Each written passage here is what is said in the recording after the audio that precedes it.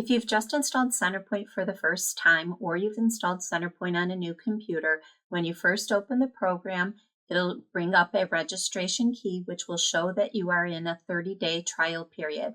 Within that 30 days, you do need to register the program. From this screen, you can choose two different ways to register the program. You could either choose our online option, which does require an internet connection, or you can choose the manual option. I'm going to choose the online option, and it's going to prompt me for my account number. If you don't know your account number, you can click on the link right above the account number field, where do I find my account number, and it'll show you a number of places where you can locate the account number. You can find your account number on your Customer Care Membership Support Certificate. Once a year, you'll receive a renewal form for renewing your customer care membership, and the account number can be located on that form. If you've received any invoices from Red Wing Software, the account number is on those invoices.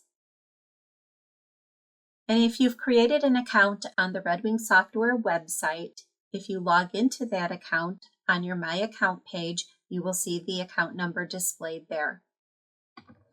Once you've located the account number, enter it into the account number field and click the Verify button.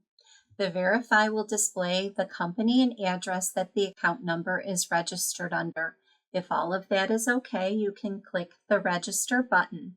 If the registration is successful, you'll get a confirmation message showing that it's successful. If it is not successful, you'll also receive a message indicating that status. Click OK, and that takes you into the CenterPoint program. Within the CenterPoint program, I can, however, check the status of the registration. I can also register CenterPoint from within the program. That screen can be found by going to Help, Product Registration, and CenterPoint Registration. This is the same screen that we saw when we first opened up CenterPoint. However, at this time I'm registered, so the message is different. Instead of saying that I have a 30-day trial period, it's showing the status of my registration. Underneath the modules section, any module that is listed without the word trial next to it is a registered module. Any module showing the word trial next to it is not a registered module. So you just want to verify that all the modules you've purchased have been registered. If I had registered by clicking the manual option, it would have prompted me for a registration key. Since I'm registered, my registration key shows in the box.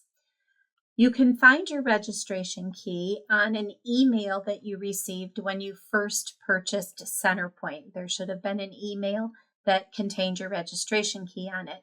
However, if you've purchased any additional modules since the initial purchase of CenterPoint, you may have received a second registration key by email.